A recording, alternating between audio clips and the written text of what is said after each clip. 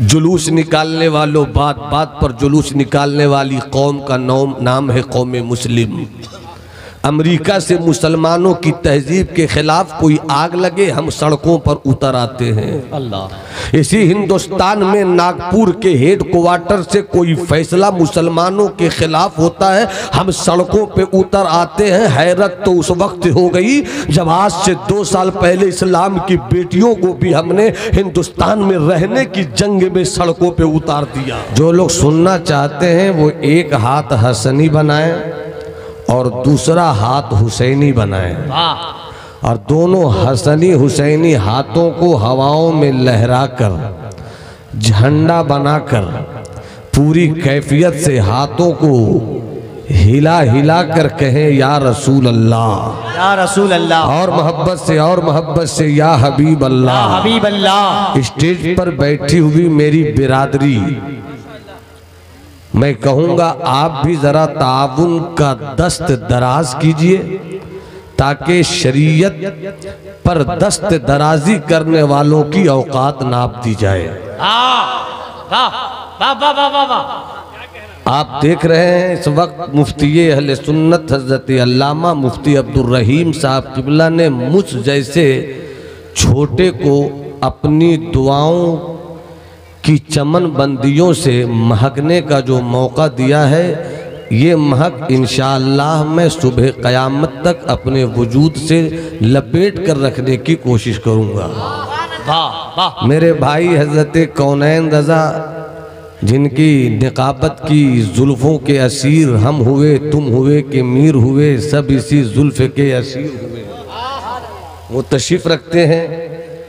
बैनुल अक़वामी शोहरत याफ्ता मकबूल तरीन महबूब तरीन शायर इस्लाम हज़रत असद इक़बाल जो पैदा हुए हिंदुस्तान में मगर मकबूलियत का झंडा गाड़ दिया हिंदुस्तान की सरहदों सीमा से निकलकर पाकिस्तान में, वो तशरीफ़ रखते हैं। आप इस मिजाज के साथ बैठिए कि जब तक इस पतले दुबले सिंगल चेचिस के इंसान की गुफ्तगू होगी आपका वजूद इसी तरह बैठा रहेगा। मुस्कुराकर एक बार और बोलिए सुभान अल्लाह। मैं जवानों से कहूँगा कि जो 18 साल 20 साल 22 साल 24 साल 25 साल के जवान हैं उन्हें उनकी जवानी का वास्ता है, मेरी तकरीर सुने बगैर अपनी जगह से हिलेंगे नहीं। और कोई जवान अगर हिल जाए तो मैं समझूंगा उनके पांव भारी हो गए। अच्छा। इसलिए वादा है आप नहीं उठेंगे, वादा है बाबू। तो जो लोग नहीं उठने का मिजाज रखते हैं एक बार और हाथ उठाकर बोले सुभान अल्लाह, सुभान अल्लाह। डॉक्टर इकबाल का एक शेर याद आया और चाहूंगा कि इसी शेर के महवर पर मेरी गुफ्तगू गर्दिश करती रहे। माफ कीजिएगा कुछ लोग कहते हैं कि मौलाना की जुबान उर्दू कुछ सख्त है, मेरी जुबान उर्दू सख्त नहीं है, आपकी सिमाअत सुस्त है। वरना हमने अपने बुजुर्गों की जुबानों से जो खैरात ली है इसी खैरात में अपनी सल्तनत कायम कर रखी है। तशरीफ रखते हैं बावकार हमारे कौनैन भाई। उससे पहले एक बात और, चूँकि हजरत ने अपनी गुफ्तगू के दौरान एक मर्द फ़कीर का जिक्र किया। पैदा हुआ उड़ीसा धाम नगर में।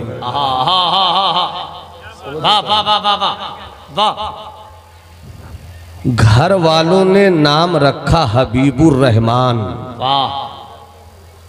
मगर आज पूरी दुनिया उन्हें मुजाहिदे मिल्लत के नाम से जानती और पहचानती है। सुभान अल्लाह, सुभान अल्लाह। आप हिंदुस्तान में हो, आप भारत में हो और मुझको अपने वतन पर नाज है, इसलिए कि इस वतन का राजा अजमेर का गरीब नवाज है। अहमद रजा भाई जरा सा आप कभी कभी मुस्कुराते हैं, अभी अभी मुस्कुराते हैं। अब मुलाहिजा फरमाइए, बड़े बड़े शायरों की शायरी आपने देखी है, और जो पढ़े लिखे लोग हैं वो जानते हैं कि गालिब कितना बड़ा शायर था। अमीर की शायरी पर पीएचडी की डिग्रियां लोग ले रहे हैं। कतील शिफाई की शायरी की मजार पर लोग अपनी सिमातों की चादरें चढ़ाते हैं। मगर इसी जमीन के ऊपर और इसी आसमान के नीचे, इसी भारत के एक मशहूर स्टेट उड़ीसा की सरजमीन पर पैदा होने वाले हुजूर मुजाहिदे मिल्लत ने शायरी नहीं की, मगर जिंदगी में भाई साहब कहाँ जा रहे हैं? यही था, फोन आया तो चले जाइए, मगर मेरी तकरीर का खून मत कीजिए। मुलाहिजा फरमाइएगा, इधर तवज्जो रहे। 2 शेर लिखा मुजाहिदे मिल्लत ने। जब हिंदुस्तान गुलाम था तब मुजाहिदे मिल्लत पैदा हुए, और जब हिंदुस्तान आजाद हुआ हुजूर मुजाहिदे मिल्लत जवान थे, और पूरी जिंदगी सरकारे मुजाहिदे मिल्लत ने इसी हिंदुस्तान की सरजमीन पर उम्मत मुस्लिमा की बका की लड़ाई लड़ते हुए इस तरह गुजार दिया कि या तो उनकी जिंदगी रेल में कटी या जेल में कटी। जी 1947 में आजाद हुआ हिंदुस्तान। इस्लाम के कई सपूतों ने अपनी आहुति पेश किया, तब आजाद हुआ हिंदुस्तान। जब अल्लामा फजल खैराबादी के फतवे जिहाद ने अपना रंग जमाया और जमाता रहा वो फतवा, तब जाकर 1947 में आजाद हुआ हिंदुस्तान। इस हिंदुस्तान की आजादी की जुल्फों के मांग को सेंदूर नहीं बल्कि हमारे बुजुर्गों ने खून दिया है। वाह वाह वाह वाह वाह। ये हिंदुस्तान किसी और का नहीं है, हिंदुस्तान हर हिंदुस्तानियों का है, चाहे वो हिंदुस्तान का हिंदू हो या हिंदुस्तान का मुसलमान हो या हिंदुस्तान का सिख हो या हिंदुस्तान का ईसाई हो। आपका है ये हिंदुस्तान, मेरा है ये मुल्क भारत। मगर गुलामी के दौर में पैदा होने वाले हुजूर हबीबुर रहमान मुजाहिदे मिल्लत जब जवानी की पाकीज़ा दहलीज में दाखिल होकर अपनी किताबे अमल की तहरीर से दुनिया को रोशनी दे रहे थे, आजादी के बाद उन्होंने हिंदुस्तान को बहुत करीब से देखा, और करीब से देखकर मुसलमानों की बेबसी पर 2 शेर कहते हुए मुसलमानों को जीने का जो सबक दिया। 1947 से 75 साल होने को है, मगर हम हर सबक याद रखते हैं, उस सबक को भूल गए। अल्लाह अल्लाह। चादर चढ़ाना हमें याद है, मगर वो सबक भूल गए। मज़ारों पर जाना मुझे याद है, मगर वो सबक भूल गए। मुर्ग और मछली के टुकड़ों से अपनी भूख मिटाने के लिए बड़े बड़े दस्तरखान सजाना मुझे याद है, मगर हम हुजूर मुजाहिद मिल्लत की उस जिंदगी के पढ़ाए गए सबक को भूल गए। मुजाहिद मिल्लत ने आज से 40 साल 45 साल पहले सिर्फ और सिर्फ 2 शेर कहा था। वाह वाह वाह वाह वाह वाह। अगर इजाजत हो तो मैं वो 2 शेर सुना दूं आपको। सुभान अल्लाह। पूरा मजमा हाथ उठाकर बोले सुभान अल्लाह, सुभान अल्लाह। और कैफियत से हाथ लहराकर बोलो या रसूल अल्लाह। आप जरा शेर देखिए, और हो सके तो अभी से अपनी जिंदगी बदलिए। उलमाए अहले सुन्नत का एक नूरानी काफिला मौजूद है, बात सच्ची हो तो दुआओं की बरसात हो जाए। हम भी अपनी जिंदगी में कमी रखते हैं। मेरे अल्लाह मेरे मुजाहिद के इस सबक को मुझे अपनी जिंदगी में अमली तौर पर उतारने की तौफीक बख्श दे। आमीन आमीन। सिर्फ 2 शेर कहा था, फिक्र की।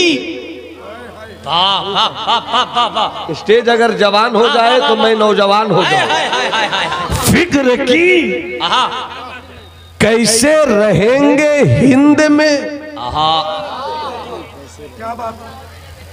जुलूस निकालने वालों, बात बात पर जुलूस निकालने वाली कौम का नाम है कौम मुस्लिम। अमेरिका से मुसलमानों की तहजीब के खिलाफ कोई आग लगे, हम सड़कों पर उतर आते हैं। अल्लाह। इसी हिंदुस्तान में नागपुर के हेड क्वार्टर से कोई फैसला मुसलमानों के खिलाफ होता है, हम सड़कों पे उतर आते हैं। हैरत तो उस वक्त हो गई जब आज से 2 साल पहले इस्लाम की बेटियों को भी हमने हिंदुस्तान में रहने की जंग में सड़कों पे उतार दिया। कब तक सड़कों पे उतरे रहेंगे हम और आप? कब तक एहतजाज और रैली के नाम पर सिर्फ 2 घंटे के लिए सड़क जाम करते हुए झूठे नारे लगाएंगे, इस्लाम नहीं तो हम नहीं। जरूरत इस बात की है कि बैठकर ऐसा मंसूबा बनाए कि अगर पूरे किशनगंज में 1 साल के अंदर 100 जलसे होते हो तो फैसला करो कि सिर्फ 10 जलसे होंगे और 90 जलसों के पैसे काट कर हर साल अपनी कौम के बेटों के लिए एक जिला में एक अजीम कॉलेज खोल देंगे, जिस कॉलेज से मेरा बेटा डॉक्टर भी बनने का रास्ता देखेगा, इंजीनियर भी बनने का सबक पढ़ेगा, लॉयर भी बन के निकलेगा, ताकि जब तेरी कौम के जवानों को जेल की आहनी सलाखों के पीछे बगैर किसी कसूर के सियासत के कुत्ते डाल दे और तेरे पास लड़ने के लिए कोई वकील न मिले तो किशनगंज कॉलेज का निकला हुआ बच्चा सीना ठोक कर पूरे हिंदुस्तान के मुसलमानों से कहे तेरी बेटियां जेल की आहनी सलाखों के पीछे अब नहीं रहने वाली, इसलिए कि अली का मानने वाला वकील बन गया है, फातिमा की मानने वाली बेटी वकील है। नारे तकबीर, नारे रिसालत, तालीमाते आला हजरत, मज़हबे इस्लाम। पूरा मजमा किसी का हाथ झुका नहीं रहे। तुम्हें करबला के शहीदों का वास्ता है, तुम्हें अली असगर की मजलूमियत का वास्ता है, तुम्हें अब्बास की अलमबरदारी का वास्ता है, तुम्हें अली अकबर की जवानी का वास्ता है, तुम्हें औलो मोहम्मद के सब्र इस्तिकलाल का वास्ता है, तुम्हें शब्बीर के लहू की गर्मी का वास्ता है, तुम्हें आका हुसैन के सब्र का वास्ता है, तुम्हें सैयदा ज़ैनब की चादर तत्हीर का वास्ता है। पूरा मजमा हाथ उठाकर बोले मजहबे इस्लाम, और बुलंद आवाज से बोलो मजहबे इस्लाम, और पूरी कैफियत से बोलो मजहबे इस्लाम जिंदाबाद। सिर्फ 2 शेर, वाह वाह, सिर्फ 2 शेर। हम 1000 शेर लिख कर भी कोई काम न कर सके,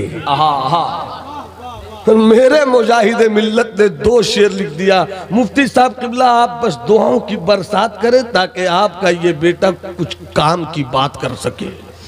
मुलाहिजा फरमाइए, फिक्र की कैसे रहेंगे हिंद में,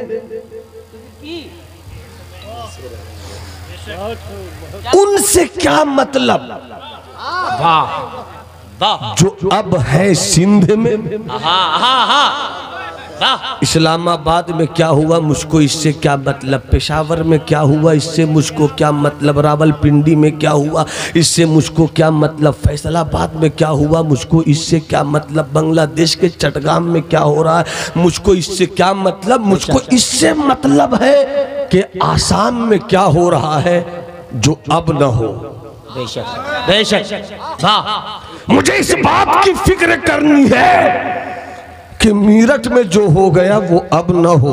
बेशक, मुझे इस बात की फिक्र करनी है कि दिल्ली में जो हो गया वो अब न हो। मुझे ये सोचनी है कि भागलपुर में इस्लाम के बेटों को काटकर खेत के नीचे रखकर उसके ऊपर जो गाजर और मूलियों की खेतियां की गई वो अब ना हो। अगर चाहते हैं आप कि ये ना हो तो फिर जीने का हुनर सीखिए। चादर चढ़ाकर निकलिए तो फिर इस बात की फिक्र कीजिए, आका मैंने आपके रोज़े सनाई पर चादर पेश कर दी, मगर अब मुझको वो कुव्वत अता हो जाए, मैं उतर पड़ा हूं मैदान में आपके रोज़े पर चादर चढ़ाकर। अब मुझे इस बात की फिक्र है कि मेरी बेटियों के सर की चादर कैसे सलामत रहेगी। वाह वाह वाह वाह। फिक्र की कैसे रहेंगे हिंद में, उनसे क्या मतलब जो अब हैं सिंध में। हातिफे गैबी ने, गैब की आवाज देने वाला कोई दे रहा है, हातिफे गैबी ने दी मुझको सदा, सर बकफ रहना पड़ेगा हिंद में। सर बकफ रहना पड़ेगा हिंद में। मसलहत की जो बात करते हैं वो बुज़दिल होते हैं और जो हिकमत की बात करते हैं वो बहादुर होते हैं। मसलहत को हिकमत न बनाओ और हिकमत को मसलहत का लिबास न दो। हमें जीना है तो अपनी ताकत पर, अपनी कुव्वत पर, अपनी कौम की इज्तिमाइयत पर भरोसा रखते हुए अपनी कौम के बेटों को ताकत देनी होगी।